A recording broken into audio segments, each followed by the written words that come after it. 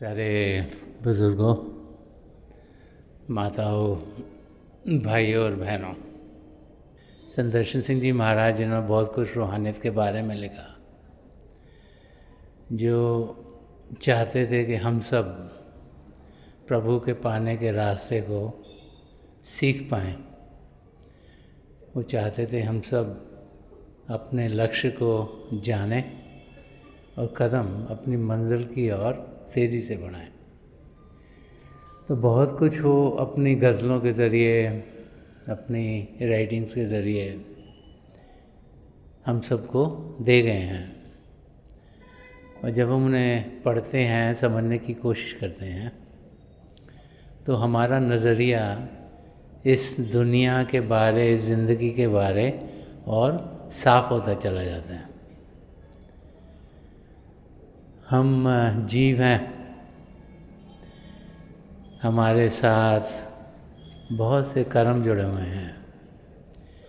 मन माया के पर्दे हमारी आत्मा पर पड़े हुए हैं। और जब तक वो मन माया के पर्दे साफ नहीं होंगे, तब तक हम असलियत की ओर बढ़ नहीं पाते। तो जब भी महापुरुषों के वचन सुनने को मिलते हैं, पढ़ने को मिलते हैं, तो फिर एक और परत हमारे ऊपर से उतरनी शुरू हो जाती है, क्योंकि हमारे ऊपर परतें ही परतें, लेयर्स ही लेयर्स पड़ी हुई हैं। और जैसे जैसे उतरती चली जाती हैं, ज़िंदगी क्या है, किस लिए हम यहाँ आए हैं, पिता परमेश्वर से क्या रिश्ता नाता है, उन्हें जाने कैसे, पहचाने कैसे, ये सब हमारे सामने खुलना शुरू हो जाता है। प्रभु ने बड़ी देन की, हमें मानव छोला दिया जिसमें सब पदार्थ हैं जिनके ज़रिए हम अपने आप को जान सकते हैं, अपनी मंजिल तक पहुंच सकते हैं। लेकिन ये सब कुछ होते हुए हम असलियत की जानकारी पाते नहीं, क्योंकि हम दुनिया के रंग में रंगे जाते हैं। दुनिया की अट्रैक्शंस इतनी ज़्यादा हैं कि हमें अपनी ओर खींच लेती हैं। हम इस माया की दुनिया में उलझ जाते हैं, यही समझते हैं यही सब कुछ है जो आँखों से दिखता है, कानों से सुनता है, बाकी इंद्रियों के ज़रिए हम ग्रहण करते हैं। हम समझते हैं वही सब कुछ है, उसके आगे और कुछ है नहीं। तो महापुरुष जब भी इस धरती पर आए हैं, उन्होंने असलियत क्या है उसे हमें दर्शाया है। उन्होंने समझाया कि किस किस्म की ज़िंदगी हमारी होनी चाहिए। बार बार हर एक धर्म ग्रंथ यही समझाता है कि जिन्होंने प्रेम किया उन्होंने ही पिता परमेश्वर को पाया। तो प्रभु का प्रेम हम अपनी ज़िंदगी में पाएँ कैसे, उसे ढालें कैसे, उसे पहचानें कैसे, उस प्रेम के रास्ते पर चलें कैसे, यही ज़िंदगी की सच्चाई है। और उसको समझने के लिए महापुरुषों ने अलग अलग एग्जाम्पल लेकर अलग अलग लफ्ज़ों में इसी एस्पेक्ट को समझाया है। अगर ये हम समझ जाएं कि हमें प्रेम की ज़िंदगी जीनी है, प्रभु से प्रेम करना है, उसके सिवाय और कुछ ज़रूरी नहीं, जो परमानेंट है, जो सदा सदा के लिए रहेगा, उसी के साथ जुड़ना है। और जो आने गाने वाली चीज़ें हैं, जो चंद क्षणों के लिए है, उसका असर अपने पर ना आने दें, तभी हम सही मायनों से अपनी ज़िंदगी की ओर बढ़ पाएंगे, इस ज़िंदगी को सही तरीके से जान पाएंगे। जिस मकसद से प्रभु ने हमें यहाँ भेजा है, उस मकसद को हम पूरा कर पाएंगे। इस गज़ल में वो था कि उसको फुर्सत ही कहाँ, हाल पर औरों के हंसे, अपने ही हाल पे दीवाने को खंदा देखा। तो वो समझा रहे हैं कि किस किस्म का इंसान हमें होना चाहिए। एक सच्चा इंसान, एक सच्चा जिज्ञासु, एक सच्चा सीकर, कैसा होना चाहिए कि वो प्रभु के प्रेम में इतना खुश है, प्रभु का प्रेम जिसे उसे अंदर की दुनिया में जाके मिलता है। जब वो अभ्यास करता है, भजन सिमरन करता है, अंदर की दुनिया में बढ़ता है, उसे प्रभु का प्रेम मिलता है। क्योंकि प्रभु को पाने का रास्ता प्रेम का रास्ता है। जब उस रास्ते पर चलता है, अंदर की दुनिया में ध्यान देता है, तो उसको फुर्सत ही कहाँ, हाल पर औरों के हंसे। एक तो जो वर्ड हंसना है, हंसने में द्वैत आ गया, क्योंकि किसी और के ऊपर आप हंसोगे और जिसके ऊपर हंसोगे उसको अपने से अलग समझोगे, उसी का मजाक उड़ाओगे।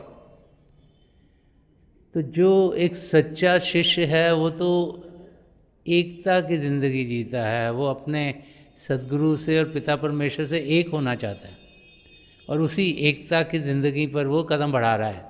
तो उसे द्वैत से कोई मतलब नहीं, तो उसको फुर्सत ही नहीं है कि वो द्वैत की ओर जाए, क्योंकि वो एकता में जुड़ा हुआ है। संत दर्शन सिंह जी महाराज ने उसको फुर्सत ही कहाँ, हाल पर औरों के हंसे, अपने ही हाल पे दीवाने को खांदा देखा। कि वो अपने अंदर की दुनिया में जब बढ़ता है, अपने सद्गुरु के नूरी स्वरूप तक पहुंचता है, फिर अंदर की दुनिया में रसाई करता है, उसकी उड़ान अंदर की दुनिया में होती है, उसका ध्यान पिता परमेश्वर की ओर होता है, तो उसको और कुछ करने की फुर्सत ही नहीं है। उसका ध्यान अपनी मंजिल की ओर है। यही संत दर्शन सिंह जी महाराज ने एक जगह और भी फरमाया है। वो फरमाया, तेरे दीवाने ने ठुकरा दिए दोनों आलम, तेरे दीवाने ने ठुकरा दिए दोनों आलम, अहले ज़ाहिर ने उसे बेसरो सामा देखा। फरमा रहे हैं कि जो सच्चा जिज्ञासु है, एक सच्चा शिष्य है, कि तेरे दीवाने, वो प्रभु के प्रेम से भरपूर है, उसने ठुकरा दिए दोनों आलम, उसे इस दुनिया का कुछ नहीं चाहिए। तो फरमा रहे हैं कि अहले ज़ाहिर ने उसे बेसरो सामा देखा। अहले ज़ाहिर का मतलब होता है जो इस दुनिया में ध्यान देने वाले लोग हैं, जो इस दुनिया की चीज़ें समझते हैं। वो सोचते हैं कि इसके पास तो कुछ चीज़ है ही नहीं, इसके पास कोई सामान नहीं, इसके पास इस दुनिया का कुछ नहीं। क्योंकि जो सच्चे शिष्य हैं उनको इस दुनिया से कुछ लेना नहीं, देना नहीं, उनका ध्यान प्रभु की ओर है।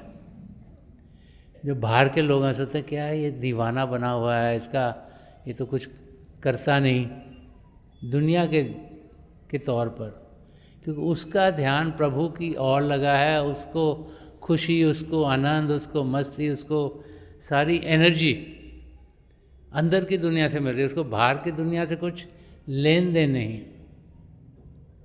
और जब ध्यान हम प्रभु की ओर करते हैं, जब हमारा ध्यान पिता परमेश्वर की ओर होता है,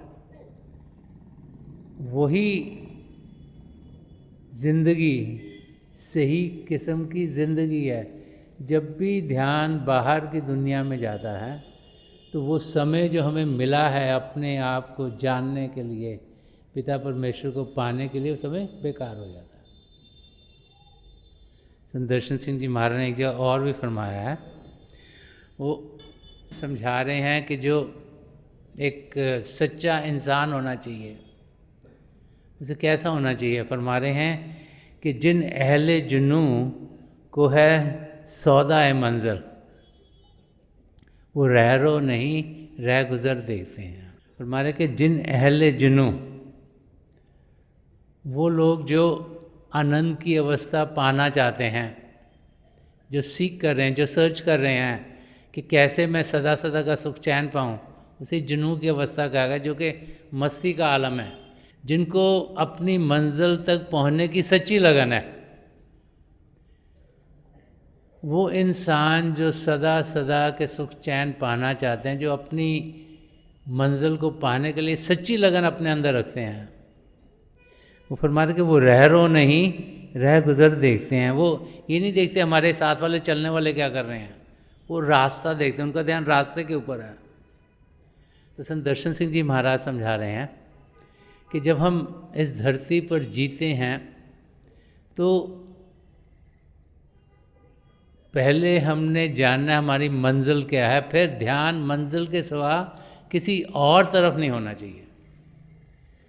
हमें जानना है कि हम अपनी मंजिल तक पहुंच सकते हैं, उस वहाँ पर पहुंचने के लिए पूरा फोकस उस रास्ते पर होना चाहिए। अगर ध्यान इधर भटक गया, इधर भटक गया, इधर भटक गया, तो फिर हम अपनी मंजिल तक पहुंच नहीं पाएंगे। तो महापुरुष जब भी इस धरती पर आए हैं, बार बार हमें यही समझाते चले आए हैं कि हम सब असलियत को जानें, उसे पहचानें, फिर अपनी ज़िंदगी ऐसी बनाएं ताकि हम मंजिल की ओर बढ़ें।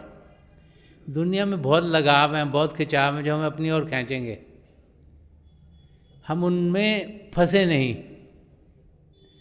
जो फंस गया वो फिर 84 लाख जिया जून में ही अटका रहेगा। लेकिन ये मौका हमें मिला है उस सब से निकलने का, 84 लाख जिया जून से छुटकारा पाने का। इस मौके का हम पूरा इस्तेमाल करें ताकि हम अपनी मंजिल को इसी ज़िंदगी में पा लें।